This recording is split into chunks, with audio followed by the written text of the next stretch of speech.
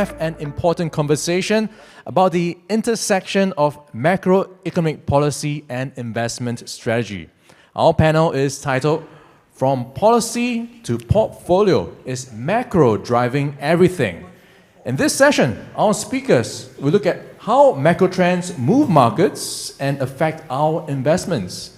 These include the Fed's rate decision, China's government policies, the Japanese yen, and of course, the US elections.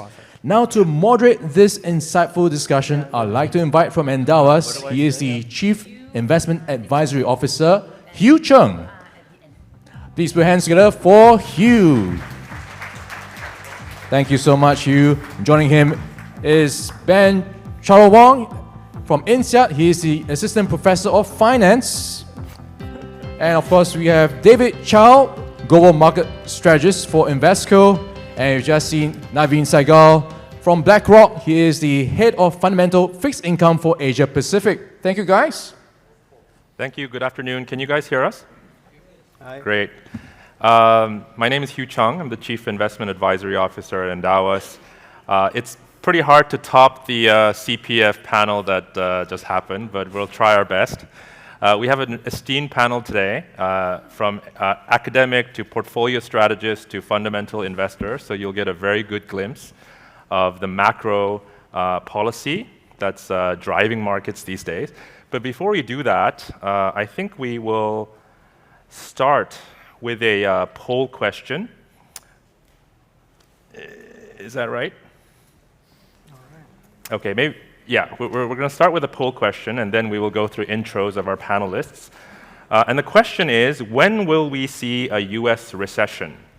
So for those that do not have access, you can go on the QR code for the Slido, and we will see. So the first option is in the next 12 months. The second option is the next 24 months. And the third is it won't happen in the next 24 months. So we'll give it maybe a few seconds. We have high hopes for the Federal Reserve here. Indeed. Okay, so far, more than half of you think that there will not be a recession in a foreseeable future. Oh, and it's growing. And only 15% think there's going to be a recession in the next, oh, that's going up now. Okay, I think we have a pretty good sense of how the clients feel.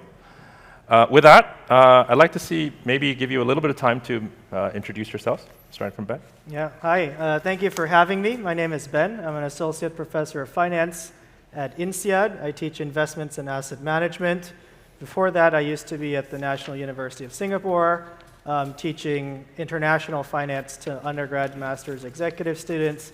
And before that, I was working at a Citadel Investment Group as a quant researcher and an internal consultant. Thank you very much. David? Hi, everyone. I'm David Chow. I am the global market strategist for Invesco based in Singapore. I moved here from Hong Kong last year. I'm here to raise your rents and take your good jobs. But very much enjoying Singapore. Everyone said that it's boring and hot here, which is kind of true. But at the same time, after living in Hong Kong, which during the political upheaval and the COVID chaos, being boring and hot is actually not a bad thing. Great, thank you. Naveen? Not as exotic as the other two. I'm local Singaporean and BlackRock, head of fundamental fixed income. I did spend the last 16 years in New York working for our CIO, Rick Reeder, doing asset allocation in fixed income. Moved back here last November, so just about 11 months ago, to focus on the Asian and APAC exposure in our fixed income portfolios. Thank you. So we'll go over two groups of questions first, and then we'll open up the floor. The first is really on the US markets and US economy, including Fed policy, inflation, strength of the economy, impact on Forex first. So I'll start with Ben. I think recently, particularly with the 50 basis point rate cut in September, I think the consensus view is that, inflation is now completely behind us, that battle's been won, but there are still lingering concerns particularly as we have deglobalization and other inflationary trends play out. And actually, since the rate cut, the 10-year has risen as high as 4.2%. There's labor markets are stronger than expected, et cetera, et cetera. So, what is your view on kind of inflation in the U.S.? Have we really won that battle? And maybe comment a little bit about Fed policy as well. Yeah, inflation is insidious, and if you look at the history of the Fed trying to fight it, generally the first couple of steps they might make some mistakes, and then they have to course correct or take much bigger action. And it's certainly true, right, the trend of the US-China situation, which we'll get into more later as well, right, this notion of deglobalization actually tends to raise inflation in terms of the long-term rates. In terms of the short-term moves, right, we have some Fed officials come out and said, if we had known what inflation was going to be, it's starting to pick up again, maybe we would not have cut that much. The dispersion within the opinions across the Fed officials, I think, is also starting to rise again. So what does that mean? The market's not quite sure. It's certainly fairly optimistic now.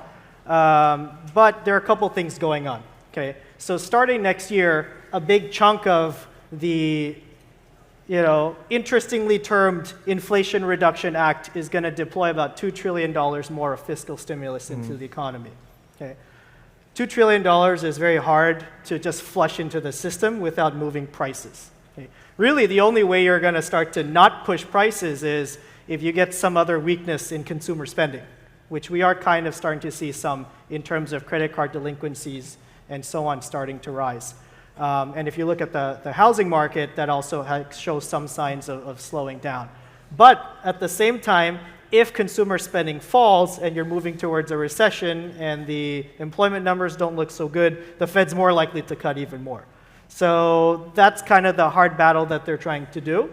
And I think, from an academic perspective, we're really testing how independent the Fed can be, right? Because, if Trump wins the election and the deficit goes through the roof, it's going to be fairly hard to sustain the U.S. federal debt on the level of interest rates that we're seeing here. Can I just add? So what is going on in the U.S.?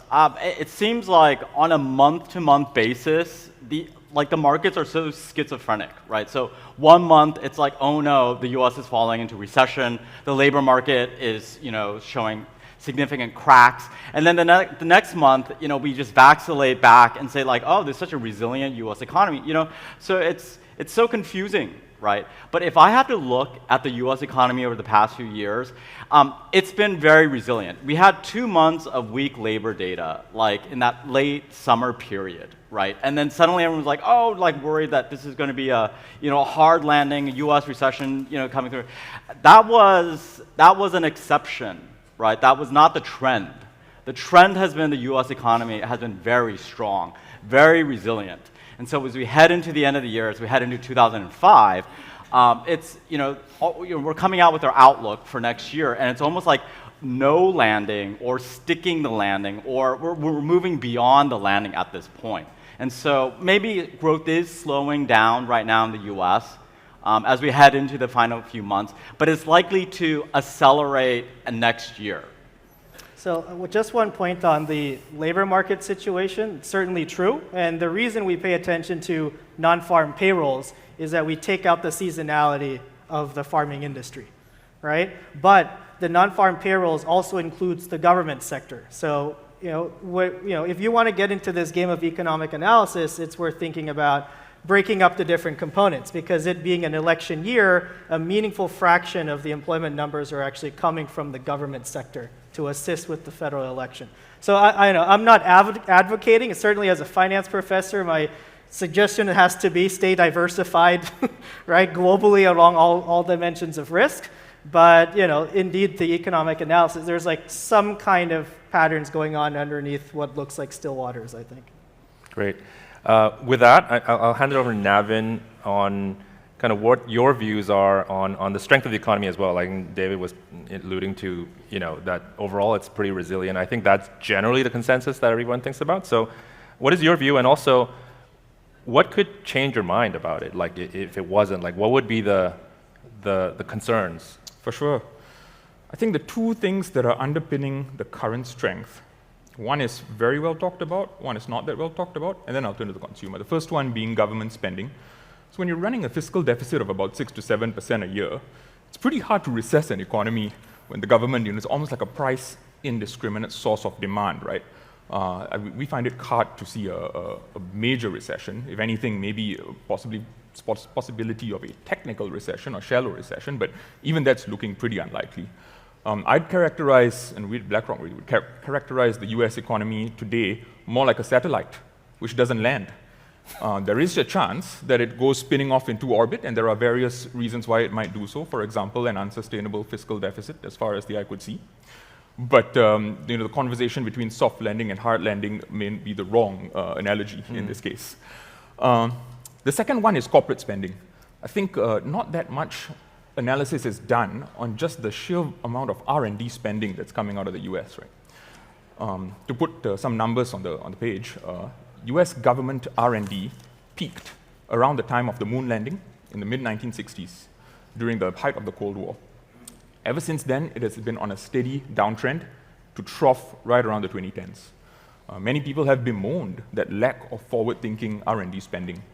But if you look at the private side, the private line crossed the government line in about 1988-89, coincidentally at the end of the Cold War, for the first time in the history of those two lines, and it never went below the government line since that.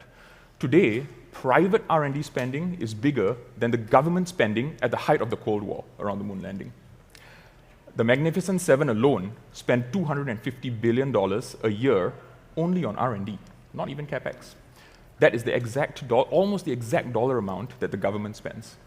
That is a pretty sticky amount of spending, right? $500 billion from just the Mag 7 and the government. We haven't even talked about the rest of the private sector. So that's pretty sticky because we think those projects are long-term in nature. It's somewhat existential for the companies that are spending, and for the government as well. It's becoming part of this perceived tech race with China. The third thing we should talk about is the consumer. I think lumping the US consumer in an aggregate is important because that is what the Federal Reserve has to cater to. But increasingly, I think the conversation is moving towards the top half and bottom half. The top half consumer, just to use one example, is probably a homeowner. 60 to 70% of Americans are homeowners. They probably have a mortgage locked in at around 3%. I used to live in New York. When I married my wife many years ago, we bought a house and managed to lock in a 3% mortgage ourselves. The cash that Americans are earning in the bank is yielding 5.5%, now 5%, sorry. For a long time it was 5.5%, just dropped to 5%. At the bottom end of the spectrum, it's quite a different picture, right? For anyone who's not a homeowner, most likely that category of consumer also has credit card debt, a car loan, maybe student loans, and many of those loans are floating rate notes. You cannot lock them in for 30 years. So the pressure from a high Fed funds policy rate gets exerted on the bottom half. For those reasons, we think while the aggregate looks good, the Fed is actually right to start, having found enough progress on the inflation front, start looking at various pockets of the economy that are suffering from very restrictive policy rates. Yeah, sorry, can I jump in on Naveen's point? So I think that's extremely important. And the aggregate numbers and the distribution start to kind of raise some concern as to whether or not it's going to be sustainable. And there's a lot of focus on the Fed, and I think rightfully so, since Bernanke, the whole thing with forward guidance, now we analyze everything that they say, everything that they tweet, what color shoelaces are they wearing? Is this a happy color, a non-unhappy color? He came out with a smile, all right, we're going to go long equities. But underneath that, I think there's an interaction of the monetary policy and fiscal policy that I think is quite important. As economists, we generally used to just analyze those two things separately. But given, I think, the situation of the market conditions now and the economy, those two are increasingly intertwined. So either they're going to be both accommodating, or if the debt, if it's unsustainable, they'll actually have to start offsetting each other a little bit. So I think to Naveen's point about this home ownership, as someone who doesn't own a home, so that tells you something about whether you should go into academia. I look at Kamala Harris's policies, and in economics, if the price is high, we say let's increase supply. If the house prices are high, we should increase home supply. And so Kamala comes out and says, what I'm going to do is stimulate demand. That's the opposite of what we would teach in Econ 101. Why does she need to stimulate demand? Because she needs the votes, right? So I think that's when some of these policies get, understanding the political economy of it, I think, is extremely important. Can I just touch on Fed policy? I know that we're also fixated on Fed policy. Is the Fed going to cut 25 or 50 basis points more this year? Or I don't think it matters.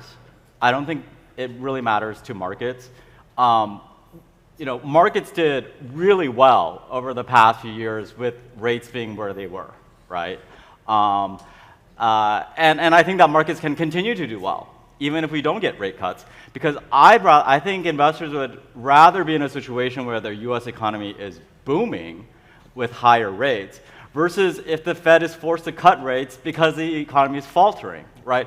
So I think that we could be in a situation where we do have to think about what the neutral rate is going to be, kind of if it's going to be higher for longer. The neutral rate is what we call R star.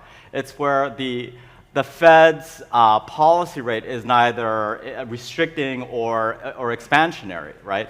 And during the 10 years following the GFC, rates were very low. And stocks did very well because the cost of capital was basically zero, right? But if we are going to be in a situation in the next 5-10 years, this new cycle, if the rates are going to be higher, then we do have to think about what assets can perform well, or which parts of the stock, or which industries or which sectors do well in a higher interest rate environment. I love this panel because I don't have to prompt anyone. But I'm going to weave in a client floor question here, which is kind of relevant because, as you're saying, the economy is pretty resilient, and David, you're saying that despite the rates, et cetera, you feel like the markets will continue to do pretty well. But I think the elephant in the room here is that, and Naveen, you alluded to it a little bit, is really the high federal debt in the U.S. And I guess the Fed's ability or disability to do a lot in that manner. And so, how do we think about that? Is it kicking the can down the road? I mean, yes, the markets could do reasonably well in the next few years, but at some point, is there going to be a reckoning? I mean, I don't know if anyone wants to take that. I think there are. I'll go ahead. Yeah, but I think there are huge implications for a federal deficit that's running at 6 or 7% for the next 30 years, call it. The first implication is that interest rates are probably going to stay higher for longer because nominal growth is probably going to stay higher for longer. That itself has huge implications for asset allocation, right? I think duration is a lot more risky. Is a 30-year treasury really going to deliver solid returns over and above inflation the way it did from 1980 to 2010? In 1980, the best performing asset you could have bought was the 30-year US Treasury. It beat the S&P 500 in absolute terms and Sharpe ratio or risk-adjusted returns over the next 30 years. I don't think if you were to make that same trade today, you would get the same outcome from 1980 to 2010, from 2024 to 2054. I think the equation is much more skewed in favor of real assets rather than nominal assets. Real assets being any asset that you cannot print, basically. And stocks, you can't print a stock. Intellectual property, you cannot print that. I would include those things in real assets as well, not just the typical ones like gold and commodities. The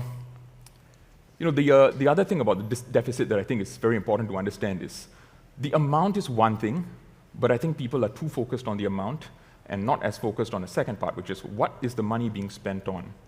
There are parts of the IRA and the CHIPS Act that carve out spending on productivity-enhancing investment.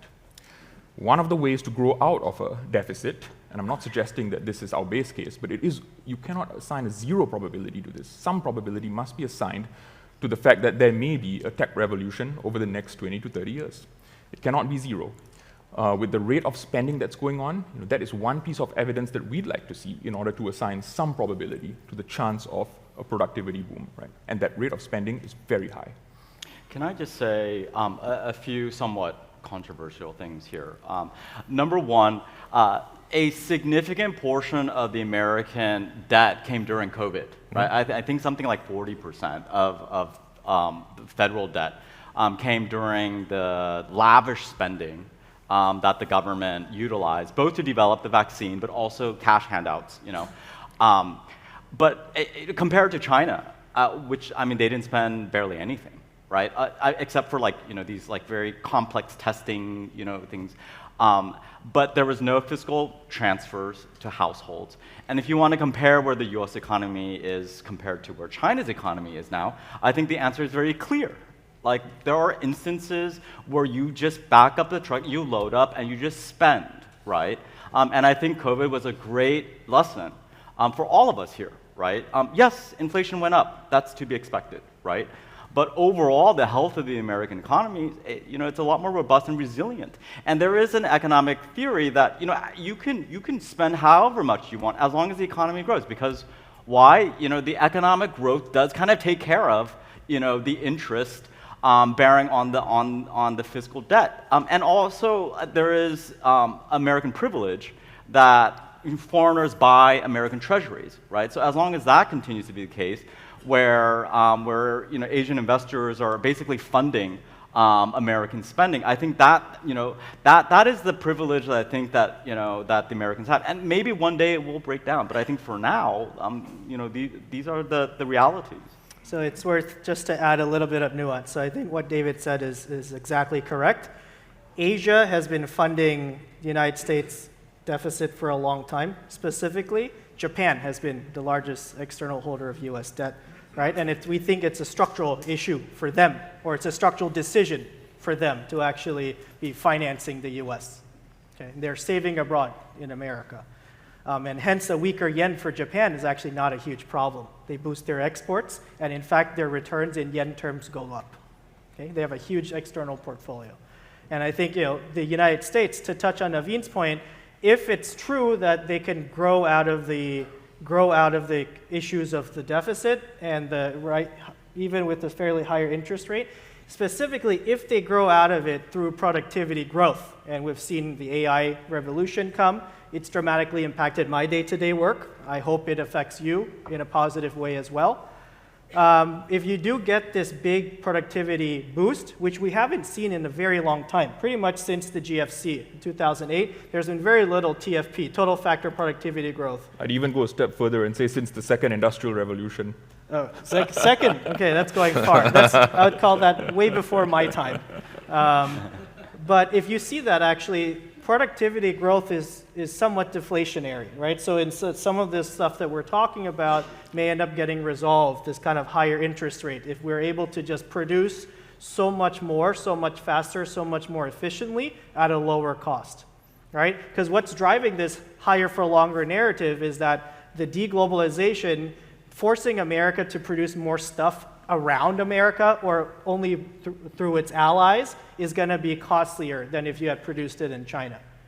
Right? That's really the crux of that argument. So if you feel that there are other places or America has more allies, right, and they can produce things more efficiently, cheaper, then we might actually have not that much higher for longer than we may think. Since we're on the AI topic, let me just say that I didn't get my 60-second pitch for the product, but if I did, and I'm not pushing a product here, but I do really like the AI theme. I think it's the most important theme that will affect investors over the next few years. And this could be a buy the dip opportunity given where some of the market movements have been recently.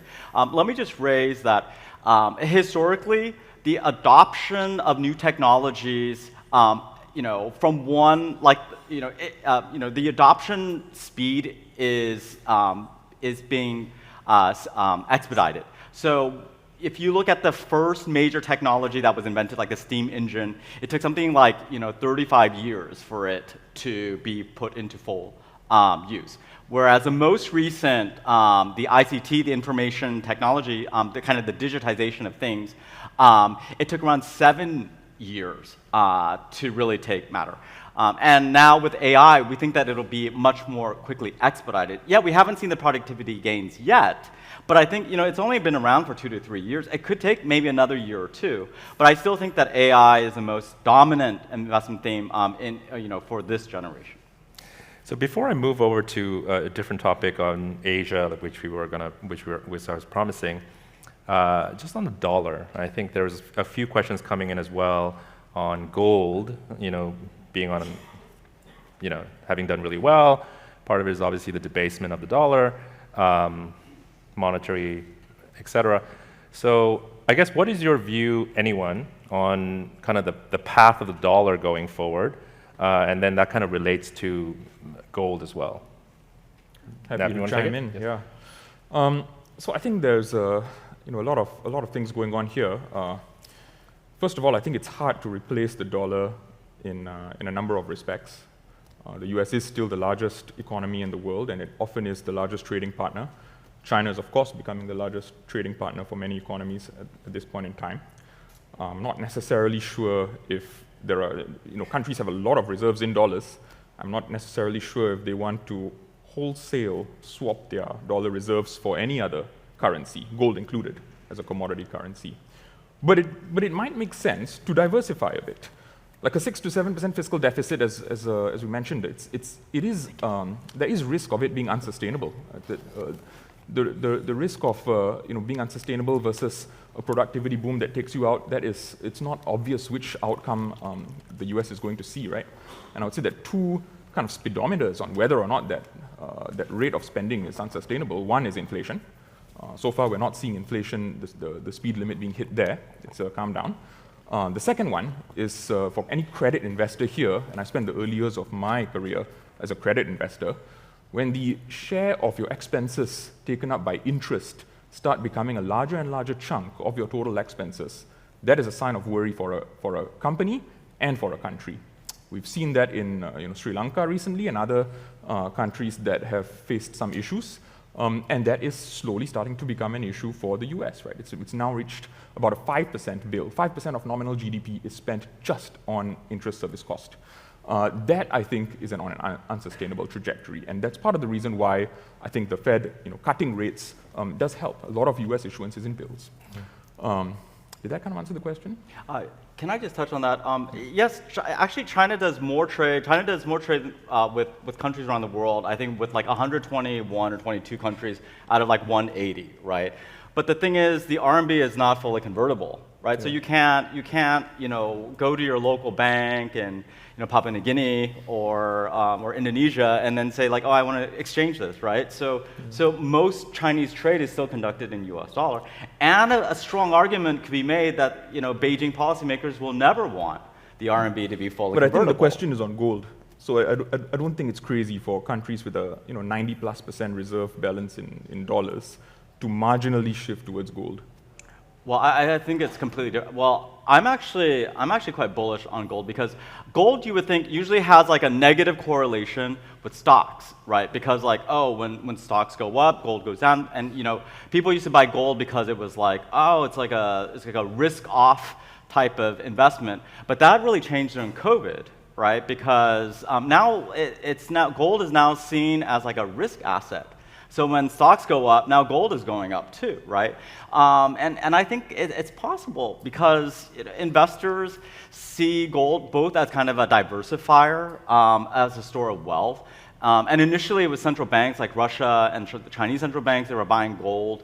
Now it's like Chinese consumers because of the property market and the Chinese stock market. Until recently, it hasn't been doing so well, right? So we've been seeing like more demand, for gold.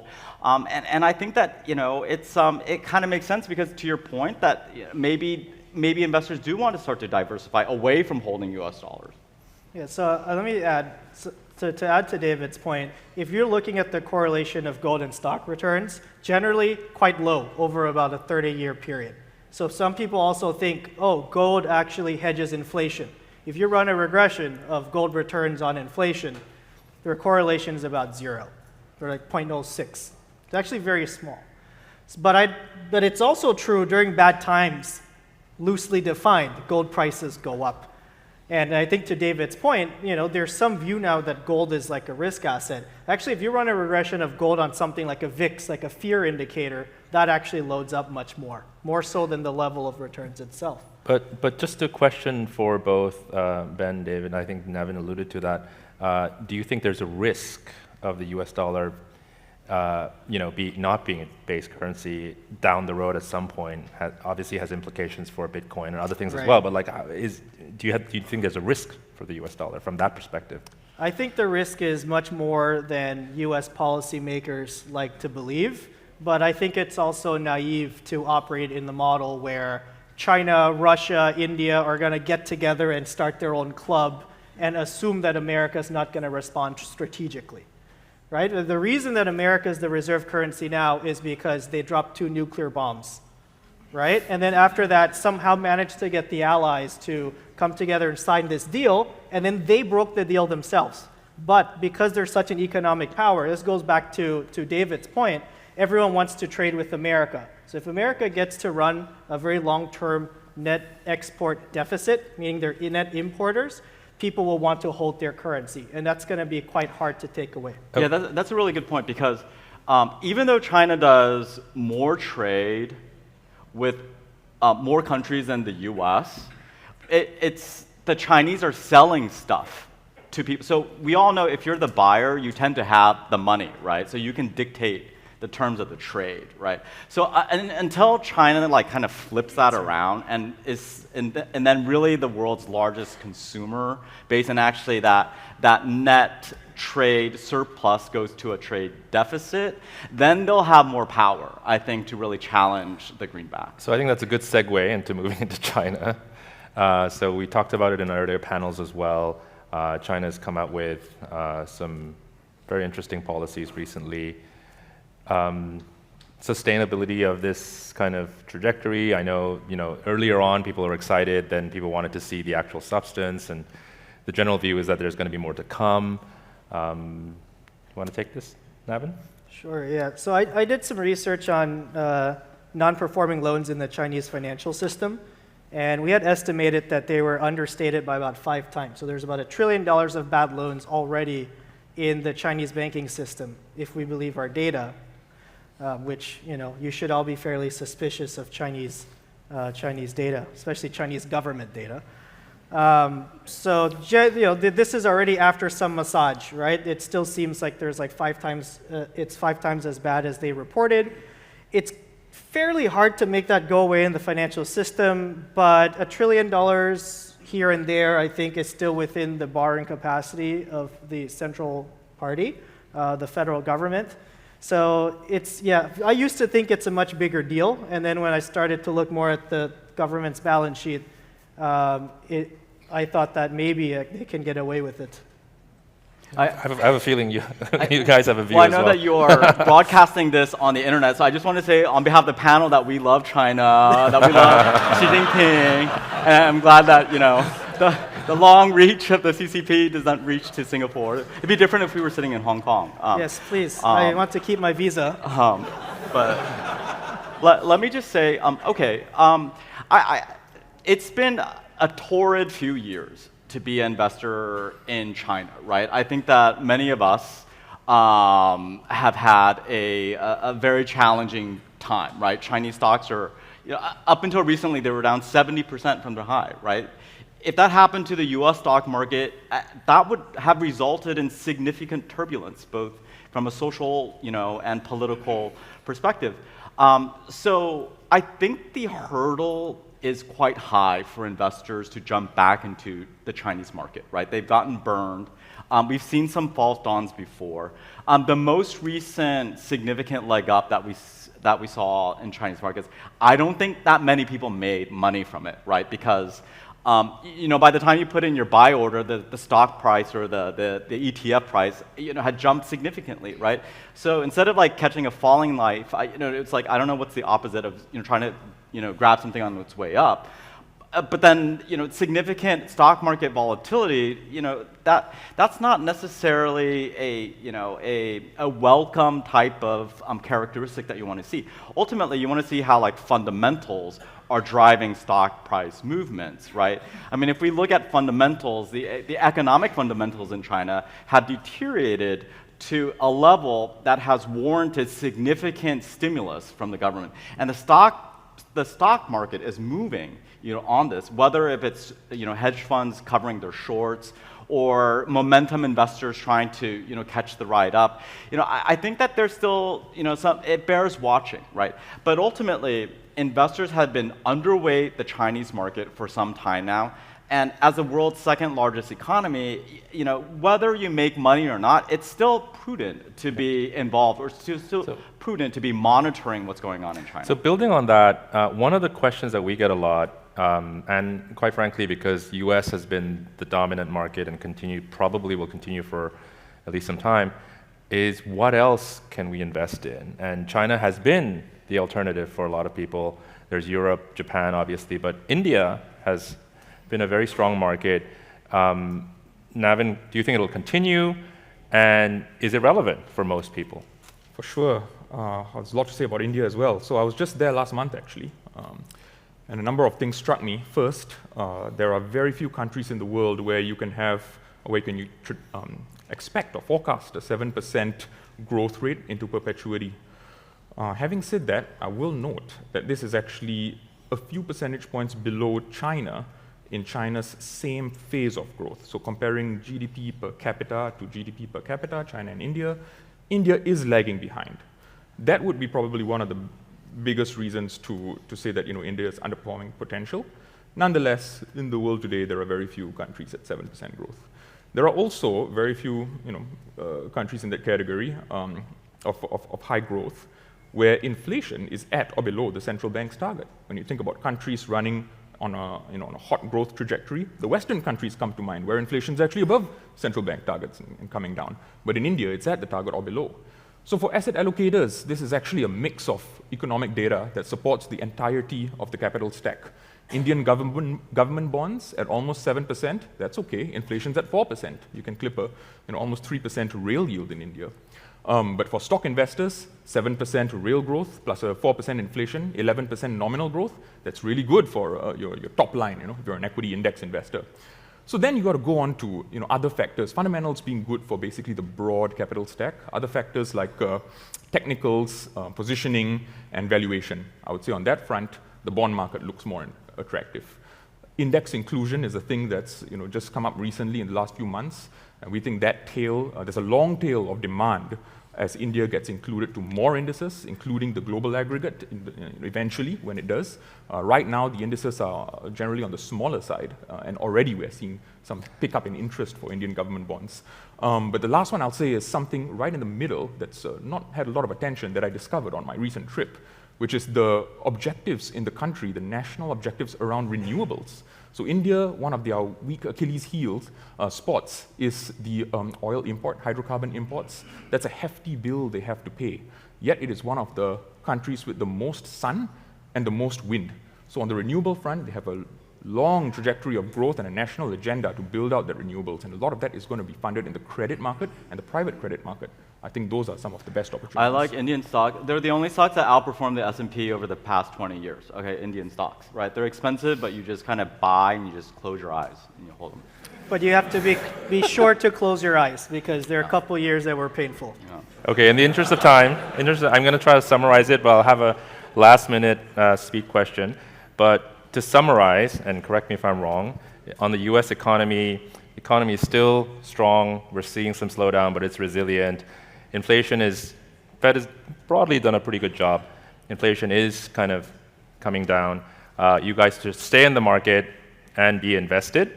If you look at the Asian markets, China's trying to do what it's doing, but it's fighting a tough battle. India is where we're seeing some good growth as well. So outside of US, there are still markets that we can continue to invest in. So with that, I want to ask one last question for each of you, which is the same question that we asked the floor on US recession. So what do you think? US recession, when will it happen, if it'll happen at all? Not in the next 24 months. I go with the consensus. Let me just talk about the US presidential election, because I think that's a bigger risk than whether the US economy slides into recession or not, because I really think that a Trump 2.0 White House is going to be somewhat scary. And I know that there are a lot of people saying like, oh, don't worry about it. I do worry about it, because I think that he's, some of his policies that he's, if implemented, would cause a lot of disruption. So I'm less optimistic than the consensus. I think within 24 months, we'll see some slowdown in the economy. Okay, with that, positive note, sorry. With that note, stay diversified, stay invested, be alert. Thank you very much. Forget your passwords. All right, awesome. Big hand to all our panelists as well as our moderator. Thank you so much.